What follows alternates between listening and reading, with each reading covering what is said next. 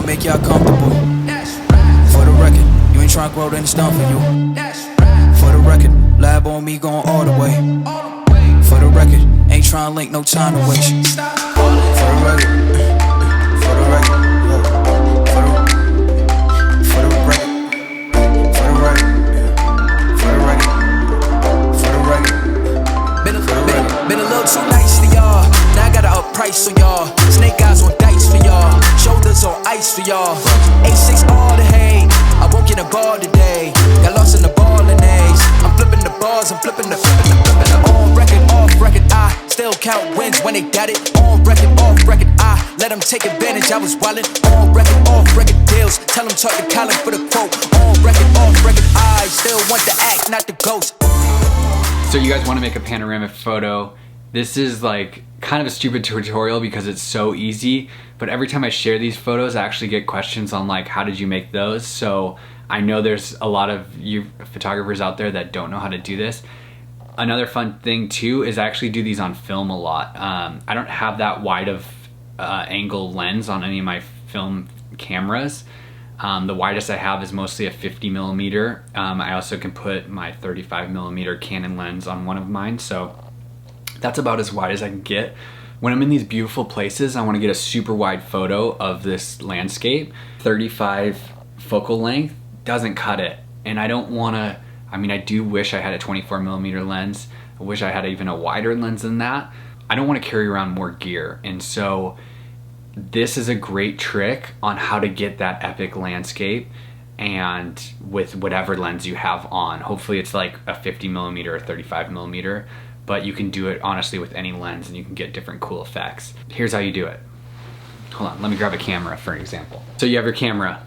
Looking through your viewfinder, you want to shoot whatever's in the center. If it's a couple and it's a ceremony site, get a couple photos, click, click, click, click, while they're there, and you, so you can get the right pose or the right reaction or whatever. And then if the rest is just kind of filler, then what you do is you just click and keep shooting, and you just shoot basically the entire scene around it. You want to make sure that every photo overlaps quite a bit. So if I want to do a really wide one like this, then I'll do, that one's about 24 images. So 1, 2, 3, 4, 5, 6, 7, 8, 9, 10, 11, you get the picture all the way to 24. And then I'm going to take all those, drop them into Lightroom, click a button, and that's it. With film, I'm not going to do 24, but maybe I'll do 2, 3, 4. And I usually just go 1, 2, 3, 4, and just make sure if this much of your photo, I would say about that much is overlapping. You know, just overlap a little bit of each photo, and then you're going to get this wide shot. Also try to keep it steady. I know if you've ever done a pano on your iPhone, it's like steady, steady, steady. You're going to want to do the same thing. If you're shooting film, you want to click, click, you want to have a steady, smooth, because what happens is if you go up and down like that, you're basically just going to crop the height of your photo, and so you're going to have it too thin. And so you want as much height as you can, and you're going to get that by keeping it steady. That's it. Just click away, overlap the photos, and you got it. And I'll show you how to do it in Lightroom. One more thing. There's what's called a Brennizer effect. You can Google YouTube videos. I think Ben Scheich made one, or Eric Floberg, one of those guys made one. I'll link that below, on how to do a Brennizer or a bokeh pano. I think it was Bench.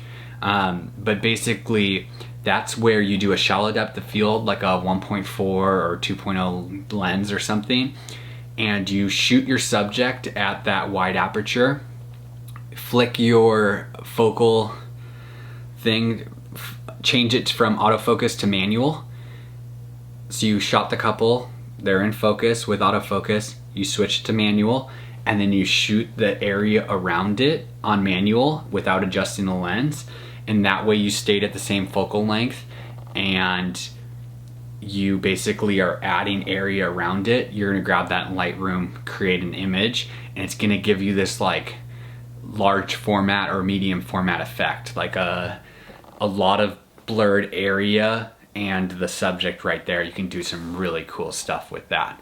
So the one thing to remember is you're gonna wanna switch to manual focus as you're shooting all the stuff around it so that you keep that same focal length. Another thing, you can do that same thing when you're shooting a wide, like if you're at infinity, just switch it to manual so that you don't mistakenly focus on something wrong. So that's one trick. One other trick is if you're shooting on auto white balance, you can shoot a certain white balance just so all the photos have the exact same white balance, because if you're shooting the Pano and you're on auto white balance, it might change the white balance at some point in the photos, and then you have kind of different color in your photos. So those are two little tricks to think of. I usually forget or don't worry about it because I know I can fix it in post on digital. On film, you're not really worried about it as much. So yeah, that's those are little tips. Now let me show you how to do it on Lightroom. Okay, you can see right here, this is the first photo I took in the panorama, and I'll click through and you can start to see I went this way and swept across, and then I moved up and I got a bunch of the sky, and that was it. And so basically you grab all those photos. Another tip I forgot to tell you is usually after I do these, if I'm doing a panorama, I'll shoot my hand 1 or 2 times so that I know when I'm calling the photos, if I see my hand, I'm like, oh, that was a panorama, and that was kind of where I started or stopped. You can usually tell, but just a nice little easy trick to add to your thing.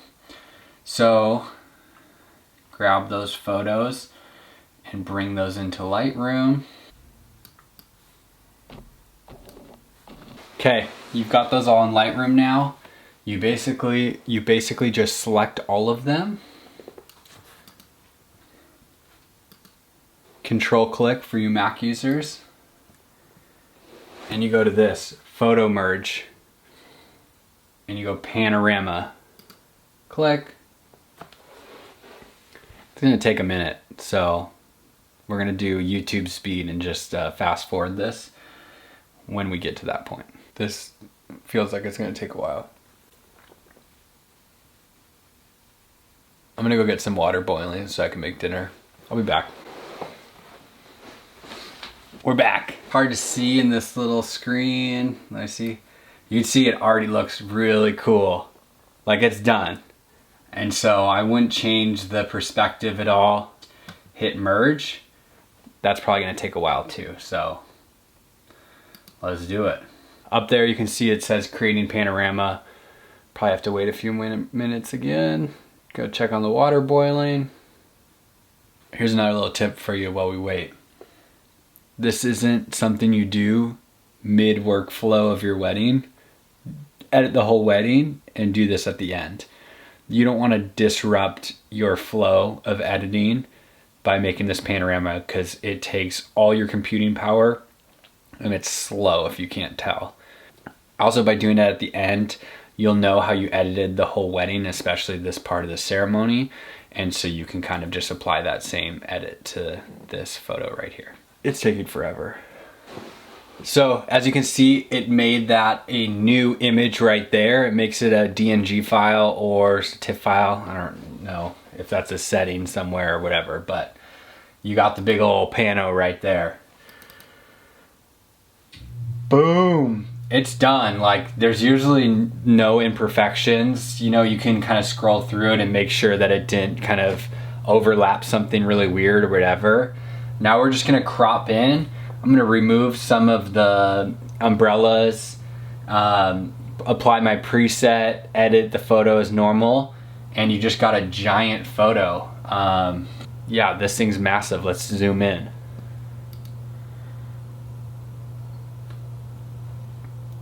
This is a 27-inch screen or something. You can see it's just massive photo.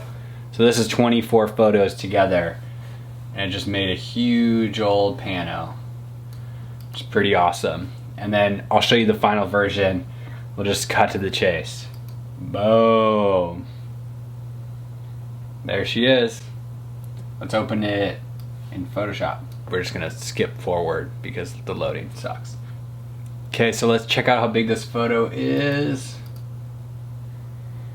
It's 13,366 pixels wide and 6,000 pixels high. So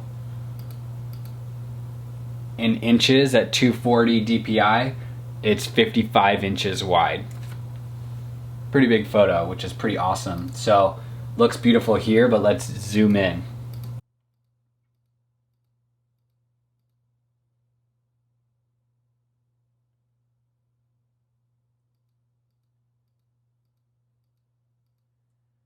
Pretty cool. So that's it. I mean, we can do one with film if you want. Let's do that. Okay, here's a 4-image pano that I did in Hawaii.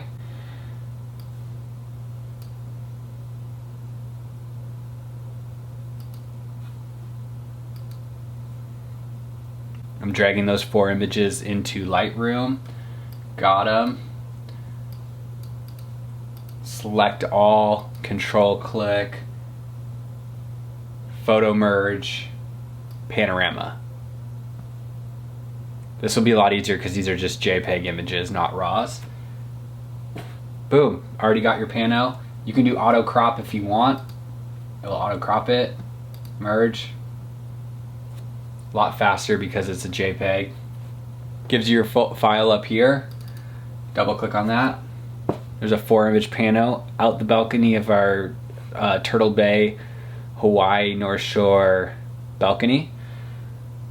So pretty cool. You can zoom in and see. This was shot with my Contax 645, so there's a lot of good detail, really beautiful photo. Just pretty. Palm trees. What else do you want? That's it. I mean, it's that simple. And then you just export it as you normally would as a big JPEG, and your clients are gonna love it. These are also ones that I really love printing out as gifts for my clients because they're just cool. Like you can do like a 30-inch by 10-inch photo, real big and nice and just super unique and something different that people aren't offering. So that's how to make a pano. Hope you liked it. If you did, comment, like, subscribe, do all that fun stuff. If you're like, how the heck do you do that? That was the worst tutorial I've ever seen. Drop a comment below. I'll try to help you. Thanks.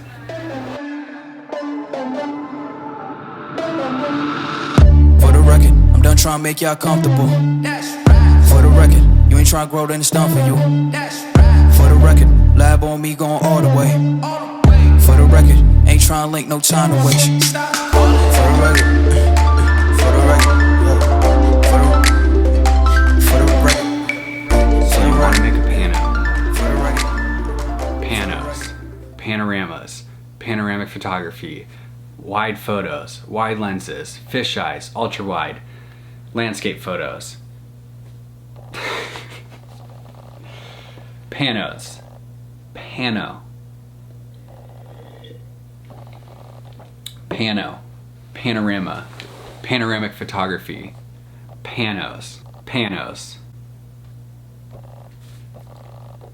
panos. How to make a pano. One of those has to work.